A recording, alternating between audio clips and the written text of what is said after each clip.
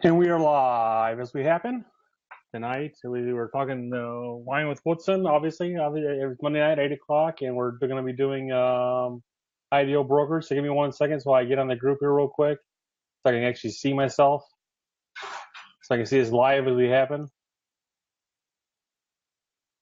Oh, Andrew's here too. Good evening. Speed this up. And it's super loud. Oh, come on. Don't be. We're having Wi-Fi issues again tonight, I'm afraid, probably. Aaron, what's up? This is going to piss me off. I swear to God. Aaron.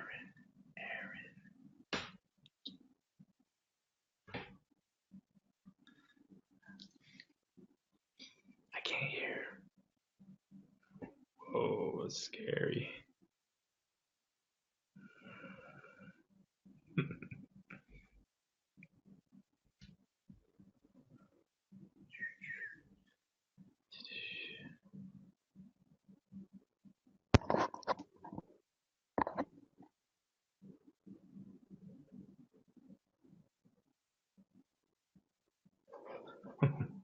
Can you hear?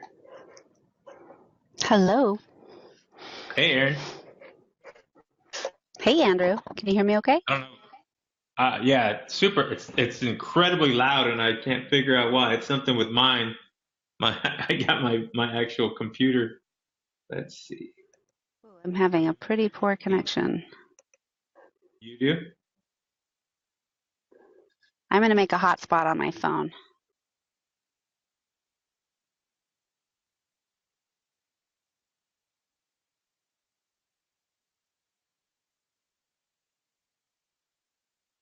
Technology.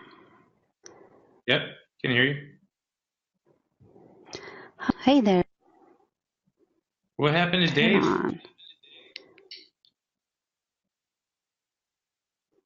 on. Logging in sound and then Mike. He what? And now he's gone. It happens a lot, actually. With like he'll just disappear. I don't this think. is not a very good connection. You're really spotty. I wonder where Dave is. It's like in a whole nother world. It's lost. Sound quality is not good. I can't. Huh. Can't. Maybe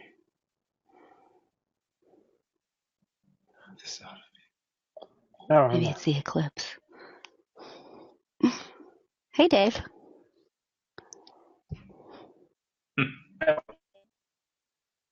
The host can't get on his own damn show.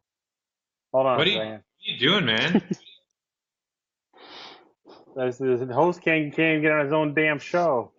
Nice. I don't know what the hell is going on. I can see you guys perfectly now, so I was not exactly sure what was going on, but all of a sudden the internet went wireless, and not wireless, but went wacky, and it was perfect right up until I wanted to get on the damn show.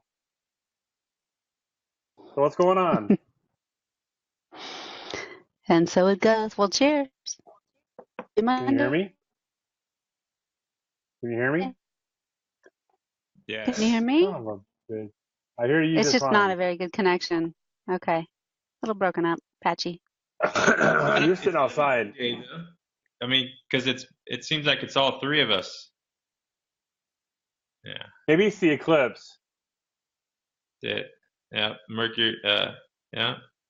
Andrew, I'm not hearing you. You don't hear me at all? Andrew's the one that looks best of all. At least something works around here. That's. Yeah, my wife delivered the wine. Nice. Well, I'm going to assume someone can hear me. Can the group hear me? I don't know. Let me check. Talk, Dave. Can you hear me? Can we check money order? You know what? I can only hear over. It's wacky today, man. Yeah.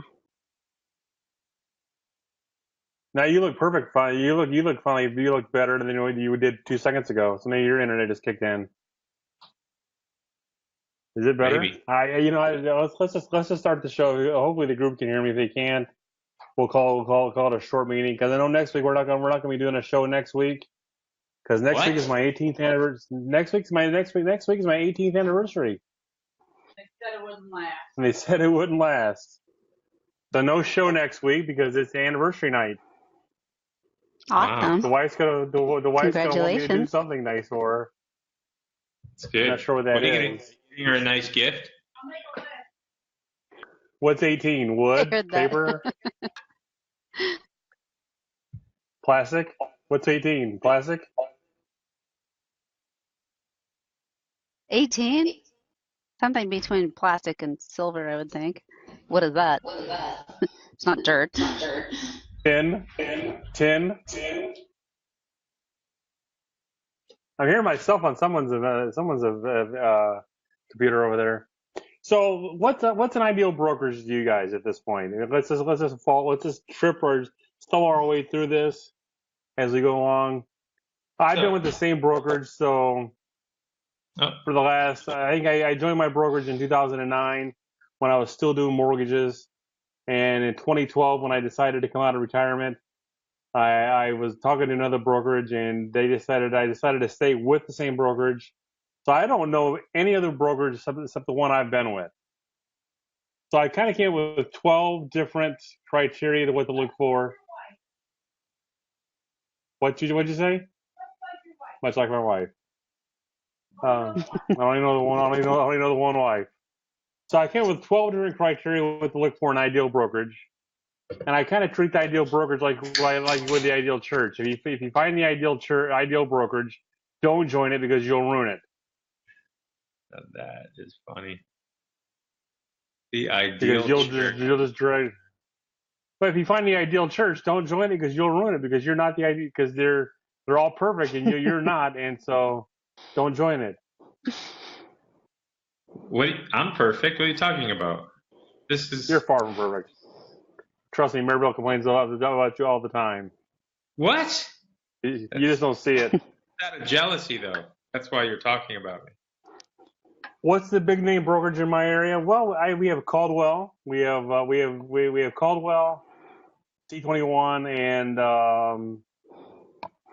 Better Homes and Gardens. No, we don't have that one in our area. We don't need it. We don't have an EXP in my area. We got one KW, and that's all the way. Windermere's really big here. We don't have. I've never heard of Windermere. We have one or two Weikerts. Woodson. But C21, Caldwell. What else is another big one around here? Remax. So Remax interviewed me a couple years ago. I just took the meeting for the heck of it.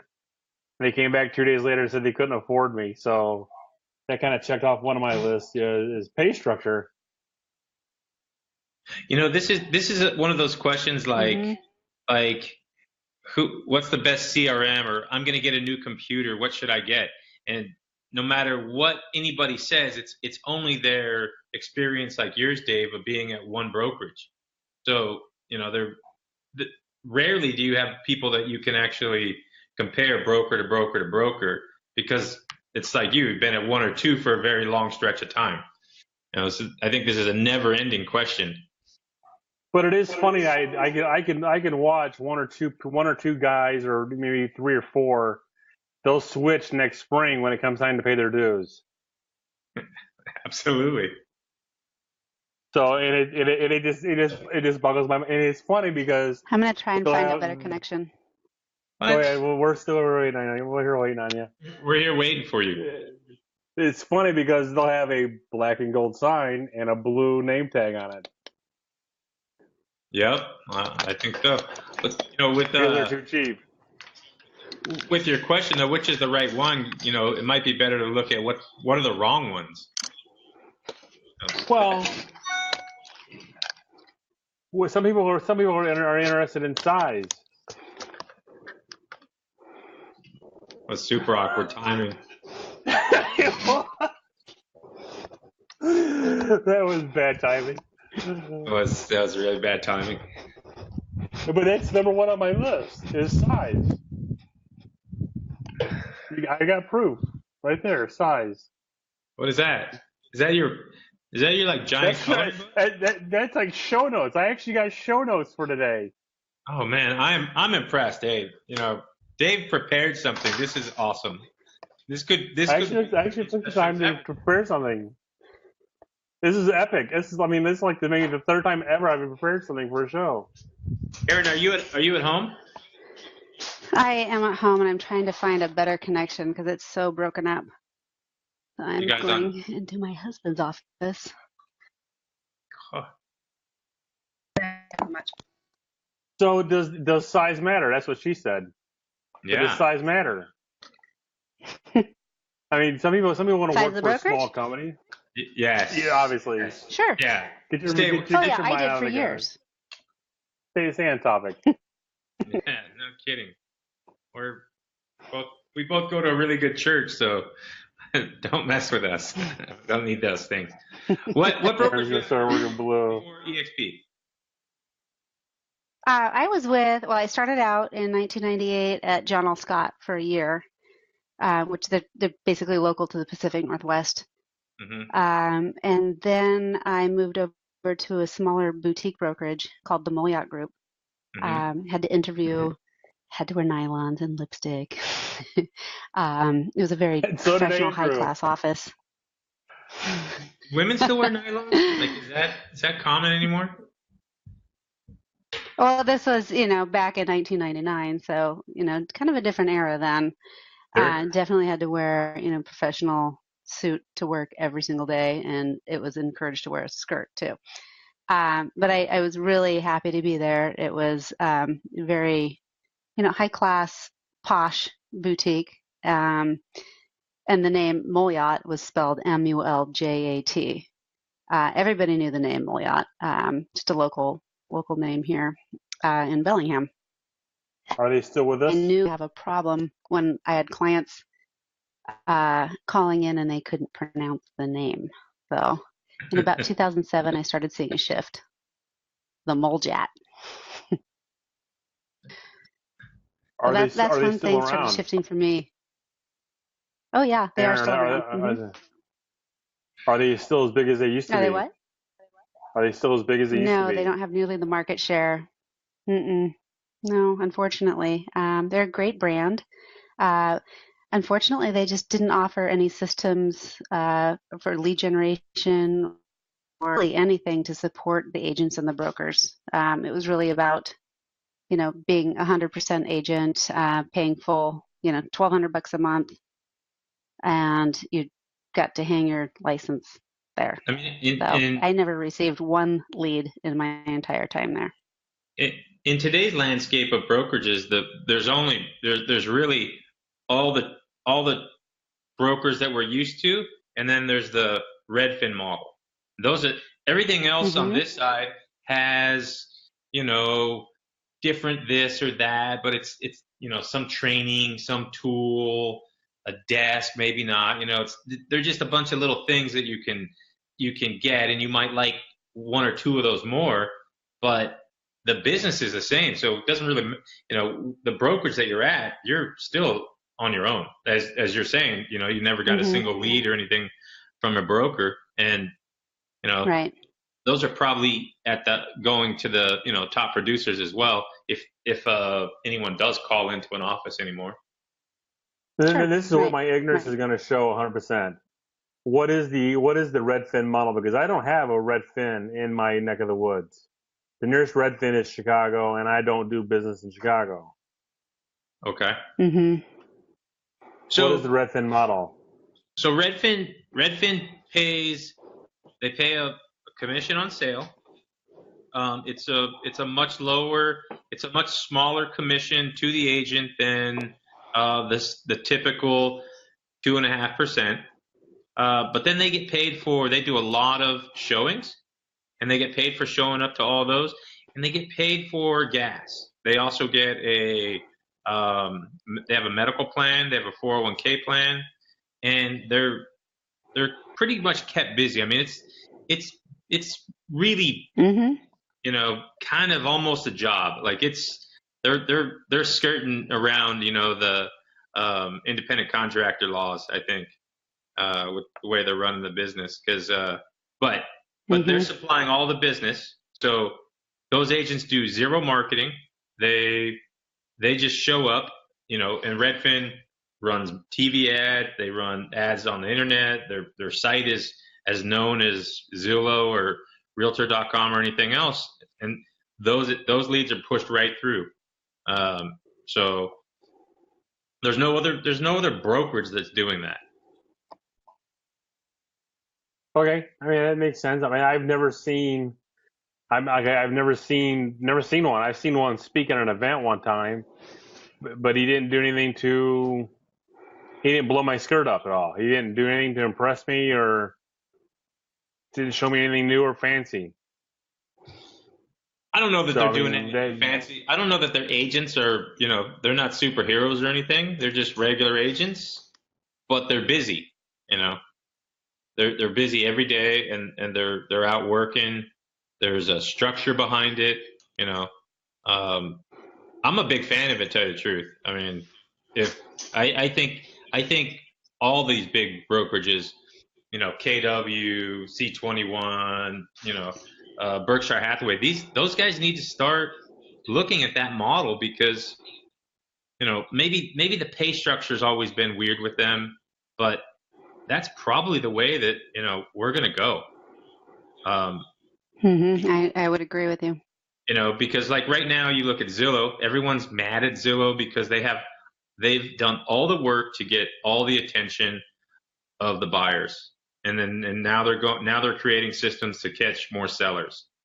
And that's the thing is a brokerage today needs to be finding a way to get the attention back to them and then distributing that business to their own people. I agree. Pass the savings on to the agent, the broker. Yeah. I mean, you think Zillow's going to go to that method, go to that platform, or something similar to that platform? No, I don't think so. I think Zillow's always going to be a marketing company, and all the that's always my thought. I think all the hate towards Zillow is just misguided because it's I do too. Zillow's virtually a digital, postcard company, if you want it, or direct mail. It's just digital, They're doing some marketing. They're putting you in front of buyers and sellers. And if you're listing, if they don't call you, you're not losing anything to Zillow. You're losing it to another agent, which is the same as it wasn't Zillow. If it was my IDX versus yours or whatever you want to call it. That's the part that it boggles my mind, like why these agents get so angry at Zillow when they're not getting any commission from a sale. And I don't think I'll verbalize it correctly. Zillow wants to be the Amazon of real estate. They want to be able to you already come in and always have the color of the house that you always want. You come in and buy the paint from them, the whole 9 yards. And I ultimately that's where they want to go with things like that. I mean, I'm not going to verbalize it the way 100% the way I want to verbalize it tonight. So now, why did you change to EXP? Because you've been super excited about that, and everyone seems really positive about that particular brokerage and being part of it. Sure. For me, it was, I felt like I was a fading agent. I moved over when I was 44 and I've been in the business for about 17 years. And I knew how to do business pretty well with my old systems and procedures, which were, pretty standard.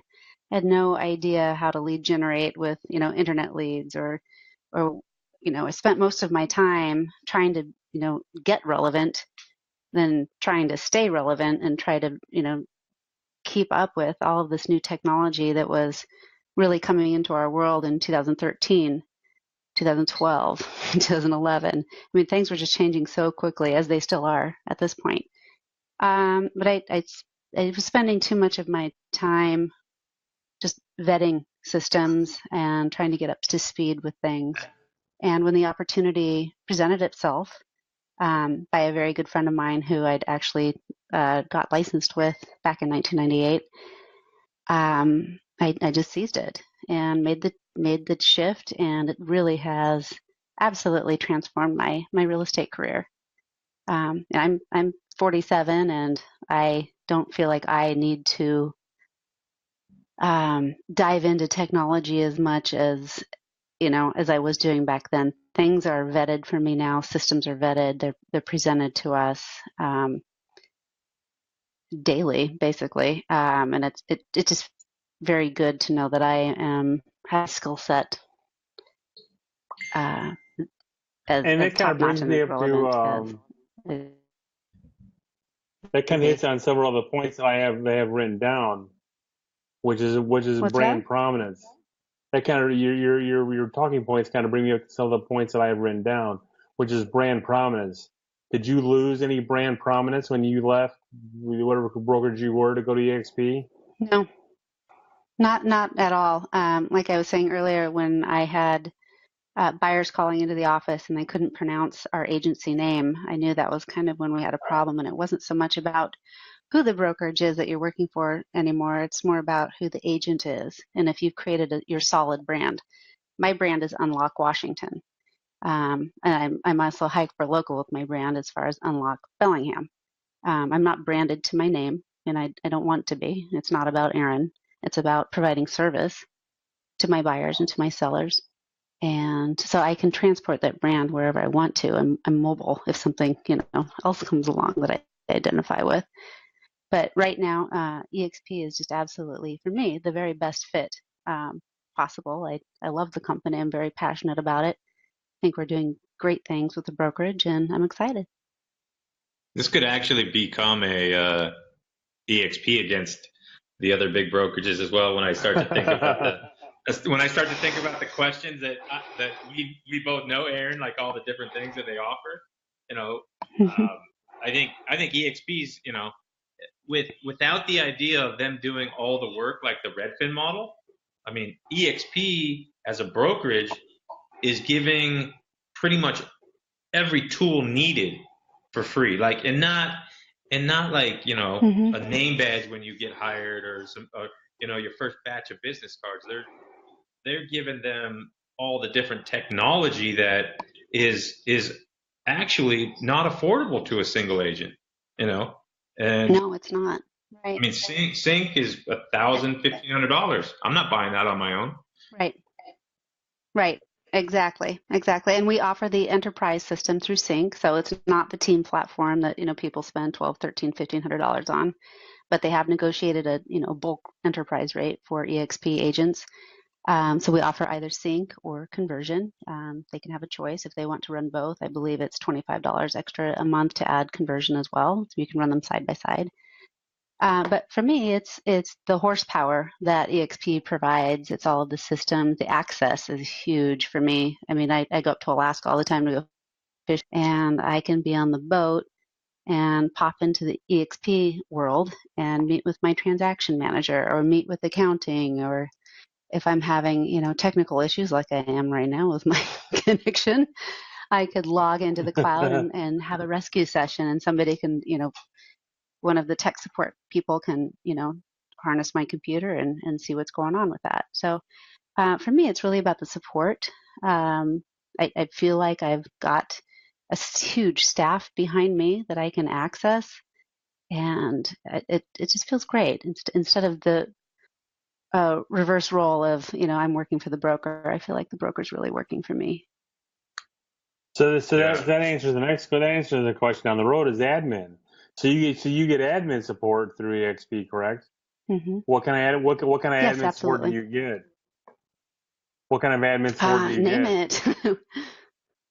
Sure, I mean, because we've got I have a huge staff in the cloud of tech support. You Go ahead. what? I'm sorry. Sorry, my sound is No. Go bad. ahed. It draws out. Did you It's ask me Andrew's the fault. question? Don't worry about it. I asked you the question, but it was Andrew's fault. I didn't even do anything. Okay. You were going on. Sorry, my just gets the sound is. I'm trying to guess at what your questions are here. I think I'm doing okay, Dave's talking more about like a personal assistant almost type of admin, like that just works on your stuff. They don't supply that. Oh, sure, yeah. Well, Really? I actually have a transaction manager. Yeah, I have a transaction manager. So we have a couple of transaction managers assigned to each state, and we'll add more as we add to the population of agents in that state.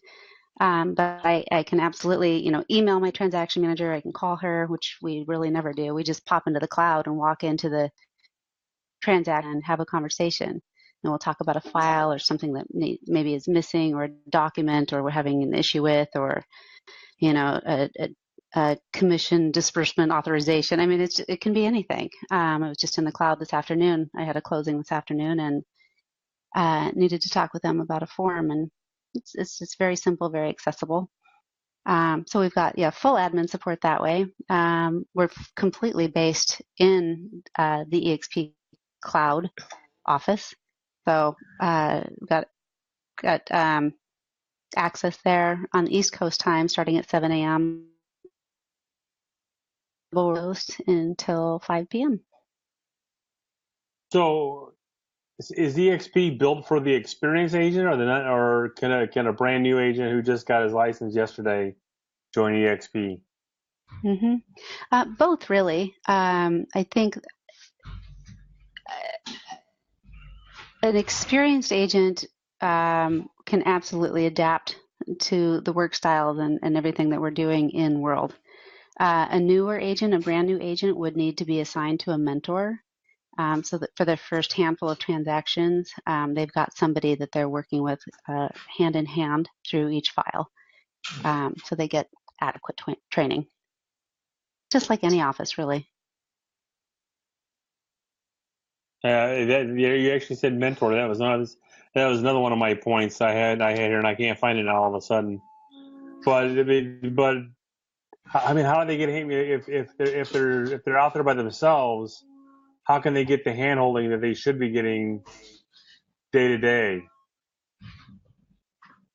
Sure. So I think what your question is, okay, so say a brand new agent joins in Texas.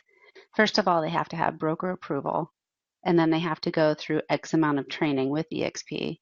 Then they are assigned a mentor as well, and they have to have certain actions with that mentor. The mentor has also taken, mentoring training classes through EXP, but they meet in the matter if they're in Houston, Texas, or Austin, wherever. But they're meeting within the office and going over training and classes and expectations and all of that together. So it's definitely a community. It's hand in hand, a lot of hand holding, a lot of checks and balances. Where's your nearest office at? EXP. Well, I know. Did you miss the whole thing? No, but there's one office per state, isn't there? Or supposed to be, right? So we do have. I'm located in Bellingham, Washington, where the company was founded in 2009 by Glenn Sanford. So I get to be one of the lucky ones here on the mothership. We do have bricks and mortar where they're required by the MLS or the state. So because we're founded and based here in Bellingham, we actually have it's a very small bricks and mortar office. It's just our accounting space. So we don't use that for our offices at all. Every once in a while, I'll go in and pick up some random mail there. But really just a space to have a few accountants. What we do have is an enterprise membership to Regis offices that are available worldwide. We have one right here in Bellingham, and I typically work out of there maybe 30% of the time. I utilize coffee shops. Every Monday, we have our team meeting for my team at our local lender that we partner with. So we use their conference room. We just get creative with it. If people need to come in and need an office setting, Regis works out great. But really, I can't remember the last time I had to send a fax or even make copies of something. We're paperless, completely paperless, and that's the way that we want to move forward. I have a question about your transaction manager. Is that right? You call her manager? Sure. Mm-hmm. And then you get to go into your avatar and be in the cloud. And how different is that than, say, you've had a TC before? I mean, what's the experience different than just having a good TC that you can email, call, text, work through the like we work through, you're working through DocuSign, you're virtually in the cloud right now anyways. I mean, Sure. you've done both, so what's the difference in the experience? Sure. There's definitely a transition from the get-go. And it's not for everybody. Some people are so relational, they just need to have that touchy-feely, walk in somebody else's office, have the chit-chat day in, day out. That's not for me. I could not get much work done. It was just, not very effective with my time management. I love the relationships that we've developed through the cloud office. You definitely still have those water cooler relationships and friendships. So if I walk into the transaction center, Miracle is my transaction manager. She'll walk right up to me if she's not with somebody else. If she is with somebody else, I'll sit on the sofa and then she'll call me over and we will hop into a little privacy pod, or I can go over and sit at her desk and we can talk about the transaction. But it really does create a meaningful, very real relationship, which is sort of odd when you're talking about avatars. But it's not just that. You get to know the person's voice. You get to know their style. We're friends on Facebook. And then we go to our annual convention and you hear the voice from across the room, and it's just surreal meeting them in person and in real life. So it's a very, very real relationship that's made throughout an avatar in a virtual world. You're literally like inside of an office in some sort of like. Are you guys? It's actually, the office buildings it's on like an a island. giant dome. It sounds like LSD Realty or something. It's actually pretty cool. I mean, I've actually been in a couple of trainings through it with Brett Anderson. I've attended a couple of his trainings through the EXP world, and it's actually really kind of cool. I like it a lot. But let's kind of circle around a little bit. Let's talk about some other things that what makes an ideal brokerage. Office and amenities. I mean, I know EXP doesn't have offices per se, but what's if you were to leave at EXP? Let's just, God forbid, what would you look for Sure. in an office right now at this point? What would you need? What would you need inside of an office? I would need technology what would first and you want? foremost. And what's that look like to you? For me, Go ahead. I don't need bricks and mortar. I like to work from home. But I would need to know that my brokerage is constantly vetting new technology and presenting it to the agents as it arises. I don't want to have to spend my time doing that. KW's in the house. You're going to make my dog start barking. Yeah, she's barking. The students are back. Don't worry about it. And you got my shut up. That was you. I was talking to you, Andrew. Yes, but I realized that. I could feel it. So what amenities in an office? I mean, having a nice conference room or two. I don't think. I know a lot of offices supply a space where there's workspace, maybe some computer access, but I don't think you get much work on there. It's just I walked the last time I was at KW, they had a big room like that. It was honestly the quietest room in the building. I mean, so if you're in there, I mean, what are you doing? Playing on the computer? You're not talking to anyone, I don't. And if you're doing everything by email and typing, why do you need that? But it's they have some little like phone booth things that they have set up, which are kind of cool. I like that idea. Little standing spaces. Mostly, I think it's a really good like front office environment, and a few different styles of meeting rooms, as well as maybe even some that are meeting rooms but are more training oriented, whiteboard type stuff. Those are about the only things that I'd really want to use at an office. But I'm like Aaron. I'm pretty self-sufficient. I mean, when I had the house before I moved into the apartment, I had everything I needed. I had a copier, I had a scanner, I had a desk, I had 2 computers, I had a whiteboard. I had everything that I needed. Only thing I didn't have was a conference room to meet people in. 'Cause I don't want clients coming to my house. I don't really want them to know where I live. I don't care if they know where I live.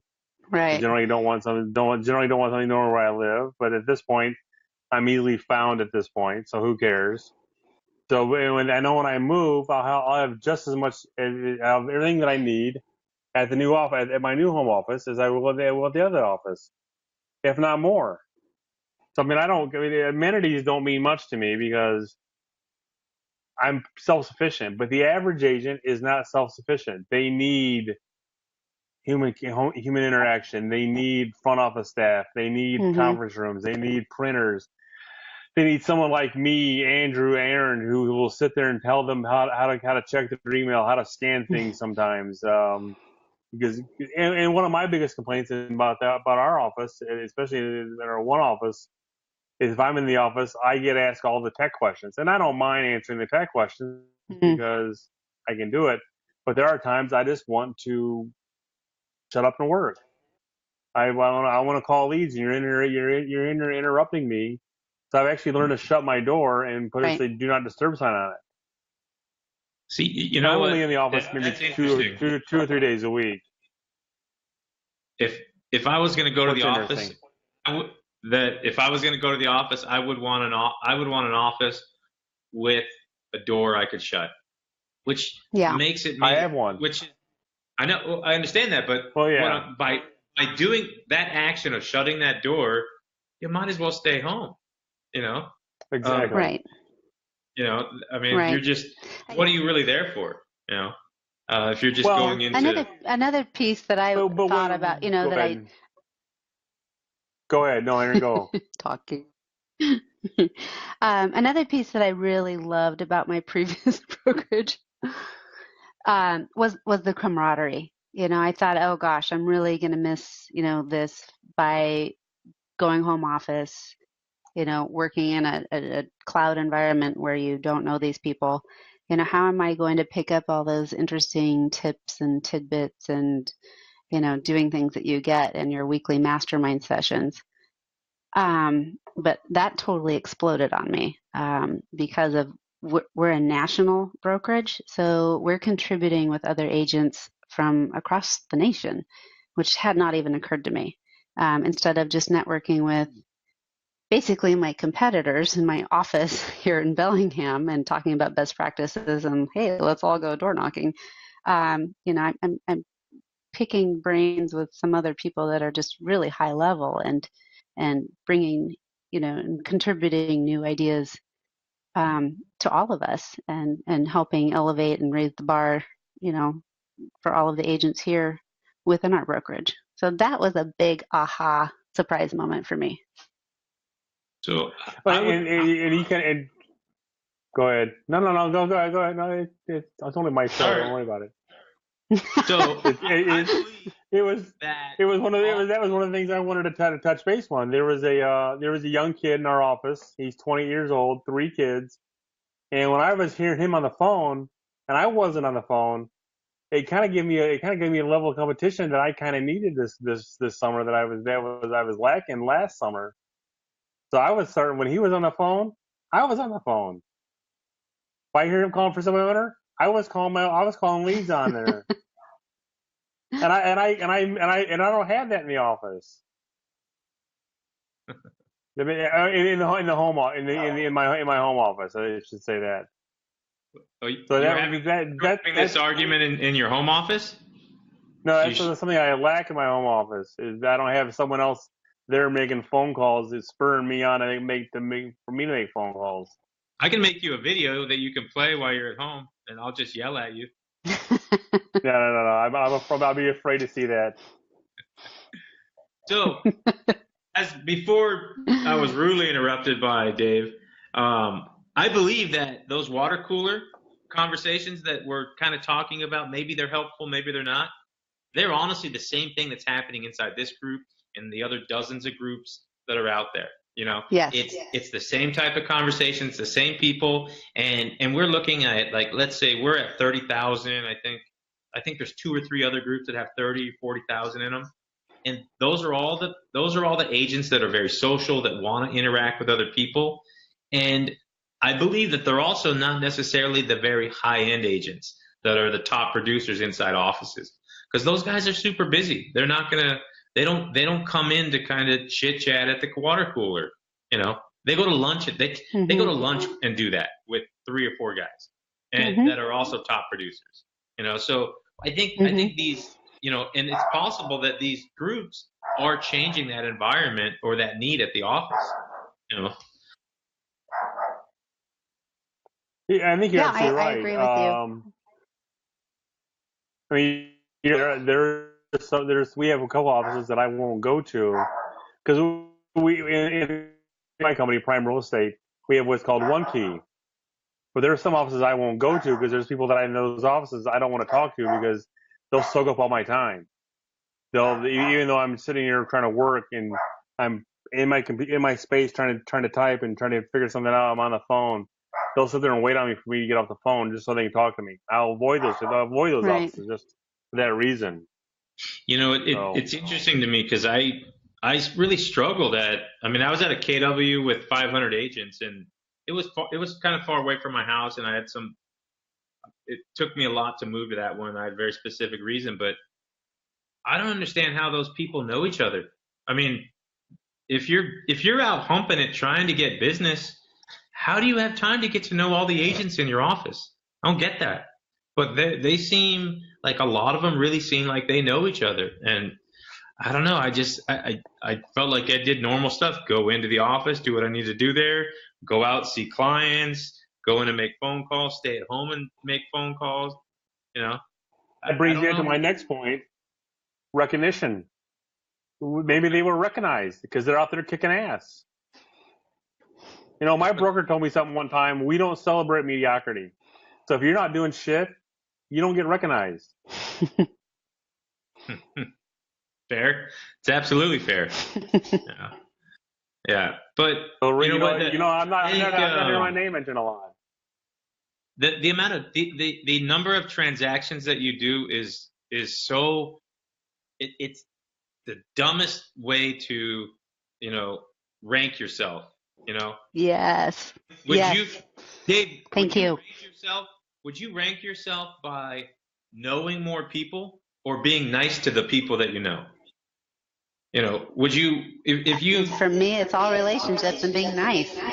Yeah, I mean, a lot of deals and being a good, solid agent is they run parallel to each other, if anything, and the lines don't necessarily have to go at the same speed. Right. It's horrible. It makes no sense. It's just like that. It's like I think that's the biggest problem here, and I understand why it happens, because tracking a number is easy. It's very tangible. It's very accountant-like. If it either happened or it didn't, and it's and you can go back and count it, but it doesn't mean And if you're running through deal, it's a good chance that you're not. It doesn't mean you're a bad guy, but at the same time, it doesn't make you a great agent. It makes you a busy agent. We lost Andrew's voice. I agree, Andrew. We are having a great conversation, Dave. I agree. I was having a great one too without you. I'm kidding. You make the show. I appreciate you being on every week. Yeah, I do too. I appreciate you letting me be on here. What's your next question? How many we got through? So let's talk pay structure. I mean that obviously matters in an ideal brokerage. What's the pay structure? Okay. Sure. I mean, I know what I get paid, and I don't know what everybody else gets paid in my company, but I know what another company is paying brand new agents in our area, and it's like, how are they even staying in business at that point? Yeah. Mm-hmm. Well, and why does it's always so interesting that and I get it, brokers want their money first, just like a credit card or the mortgage bank. They want their money back first. But so you get this brand new agent that has no business, and then you're like, well, here's your split, whatever it is. But the first 3, 4, 5 deals, we're going to actually take half of that because I'm going to have to talk to you a little bit more. It's like, well, what are you doing, man? And it's so backwards because all you're saying is right from the start. Thanks a lot. I'm not going to invest in you at all. And by the way, if you do bring in any business, I'm going to make sure I get as much as I can from that because I don't know if you're going to survive. It's silly. Mm-hmm. It's hard enough for agents to make a living. Go ahead, Dave. And our time and money is being split in 6 different ways. I mean, I know what I pay per month for Zillow, Homes, Realtor, Lion Desk, and to stay up on top of the tech world as well. I pay for Inman. I pay for some other tech magazines and things like that. Man, I'm paying out. I'm almost afraid to say what I pay out per month just to make sure I stay on top of the world. Yeah, but having an Inman subscriptions, like having I hear you. subscription to a Hot Rod magazine or something. I mean, that's just what you want to. If you want to spend your time in that magazine, great. But that's not a business expense. There's nothing in Inman's that they've ever produced that you would need to have to do the next 5 transactions that you do, or the last 5. You're absolutely correct. But if I want to know what's going to come down the pike next year, 6 months from now, if I want to kind of stay on top of the real estate world, I kind of should be reading Inman's. I should be reading NAR. I should be reading I should be reading Forbes every month. I should be reading probably 4 or 5 different magazines that I'm not reading, or podcasts that I'm not listening to, or that I should be listening to. Things that are not even related to real estate, but I should be listening to because they're going to say something once in 30 minutes once a month that might or might not be real estate related. I chose Game of Thrones over Inman this year. Like, had to spring for the extra money. And that's why you shall fail there, Andrew. No, I'm kidding. My wife watches it. Hey, here's a little plug for CRS. If you have your CRS designation, you get an Inman subscription for free. What? How much is CRS? How much is CRS for the year? After you take all the courses, it's probably about. It's an investment. It's a lifetime investment. Yeah. It's probably about $1,200 to earn your designation and taking courses. So is marriage. You don't see me running out doing it again. What? What did you say, Dave? Nothing. She said it was a lifetime investment. I said, so is marriage. You don't see me running around and do it again. Oh. Yes. Gotcha. Yeah.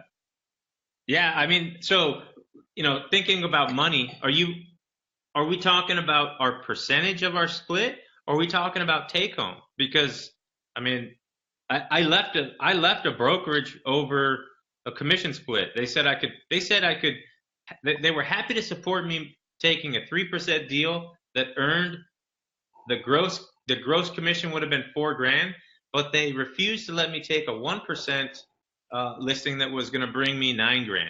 And I was like, how does this make any sense? And so when you throw math like that at me, I'm like, I can't be here. Like, that doesn't make any sense, So because it's really about what you're taking home. It's not about the split. I mean, that just sounds like it's ignorance. Yeah, I mean, I agree. I mean, it's to me, it's all about long term. Yeah, it is.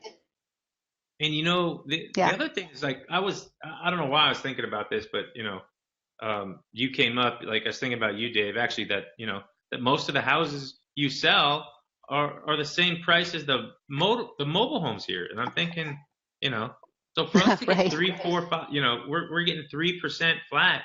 I mean, we're making 4 times as much as you, and those are and no one talks about your small commission. Even like you get the pushback from consumers based on my commission of a home selling for $500, $1 million all day long, on this street and I'm getting 3 or 6%, whatever it's going to be.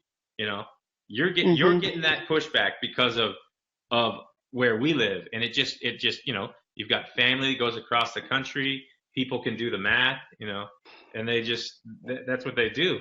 You know, where you're not making I mean, if you're not getting 3% out there, you're probably going to be struggling, you know. And then you start in with the splits. And that's where we come in with Right. and that's where we come in with volume. I try to do volume here, obviously. Right. I mean, you may be doing 1 deal a month. I may be doing 3 deals a month. Yeah. And I'm busting my ass for my 2.5%, 3%. Right. Yeah. I mean, and you've got to find it. What's interesting is why is 3%, or why are you able to do 3 deals a month where the agents here in San Diego actually aren't? I mean, they're doing 1 or 2.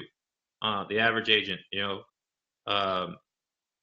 but across the country, it's like 4 or 5 deals, I think, is where we're at per year. Competition.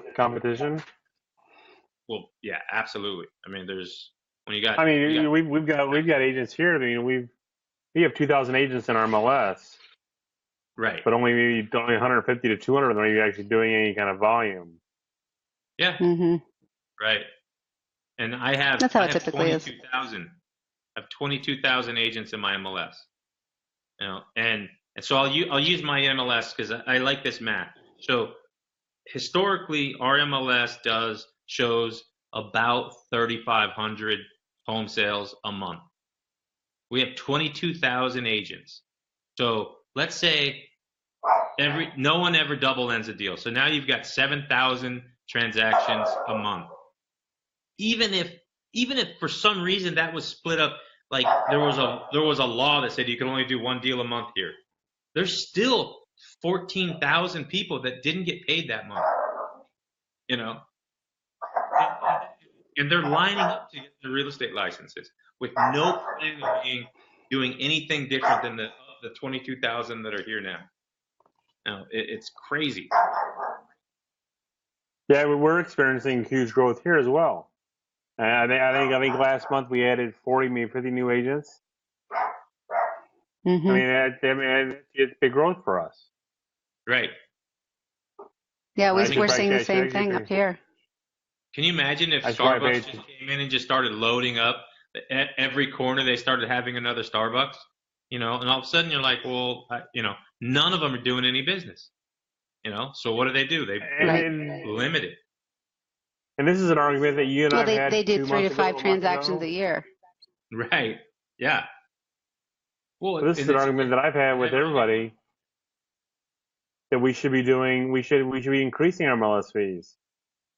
I'd pay double to make sure to keep to weed out the bad element.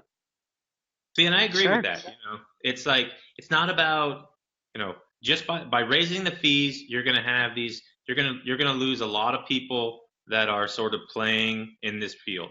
And if you're offended, if you're offended by me saying that, then you might need to work harder because you'll know who you are. And that's fine. But you increase that, because if I'm not doing enough deals, there's a good chance that I'm not going to pay that fee next year, and I'm going to go find something else to do. And then at the same time, I think if like the test itself maybe doesn't need to be harder. And I know NAR keeps going back and forth on this. We're a continuing education industry, which is crap, because you can have a hard test and continuing education.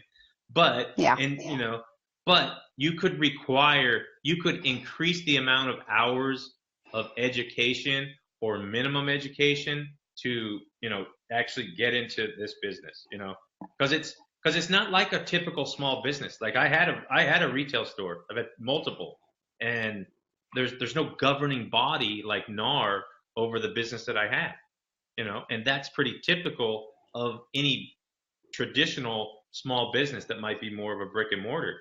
But, you know, the way NAR supervises us and they require things, it seems like they could do a lot more to limit it. Because honestly, by having 22,000 agents in my MLS with only the opportunity to have about 7,000 transactions a month, there's 14,000 desperate people out there confusing the story and potentially causing harm to the consumer. Yeah, that's where you nailed it. They're potentially causing harm And to it's not buyers and sellers, intentional, but putting buyers and sellers at risk. yeah, it becomes lack of experience because I'm doing a deal every 3-4 months, and you know, and then it's, you know, because I haven't had a deal in 3 or 4 months, you know, money's tight. So it makes it a, you know, if someone said it really good, if you're not, you know, if you're on an airplane and the air mask come down, if you don't grab the air mask, you can't help anyone else. And if you haven't been paid in 3 or 4 months and you see that air mask come down, you're gonna grab it, man. You want to breathe, which is, you know, that's the commission that you're gonna. Yeah. Sorry, I was answering questions in the group. Sorry about that. Okay, Dave. Okay, you Whatever. gotta keep your people happy. Yeah, the commission thing is tough. I mean, I think most agents Well, get. what is the perfect commission structure? 100%. You know what? Then how does the broker stand? So, you know, the 100% or that's 100% is great. So it seems like all the 100% brokers I know anything about tend to say you're actually paying about $3,500 to $4,000 for the year to be involved and to get covered under a broker license. You're probably paying, you know, you're paying E&O, which most typical KW, Berkshire, they're paying their own E&O. They might pay. But what is their E&O deductible? Right. Yeah, that's true. You know, that's kind of scary right there. Yeah. You know, and so it makes you wonder, is that a better way? And I'll tell you what, you know, for me in here, I've been to multiple brokerages, and the 100% commission brokerage, they by far did the most for me as an individual agent and what I saw them do for the other agents. But because I wanted to be on a team and do what I'm doing now, I left, you know. But if I wanted to run my own private business solo, I would go back to that brokerage. And they get it, you know. They realize that their job is to get that $4,000 a month to their 500 customers, which are their agents. And yeah, they're selling some other stuff, but they're selling services to the agent that the agent needs and giving them opportunities, and they're not overcharging them for anything. Everything is a really fair price, you know. So it's a really interesting model. The other thing about that is the brokerage can actually understand its costs and its bottom line month over month. They can actually create a forecast of their business, you know. Unfortunately, they gotta, and it also puts everything into a relationship, let's say. Because now if everyone's paying $4,000 a month, a top producer, you know, he's a top producer, yeah, and you're probably still drawn to that, but he's not worth any more to your broker than you are, you know. So it's a much more even playing field.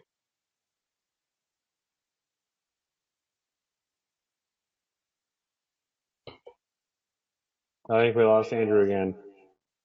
Yeah. Stop talking. Oh, did you?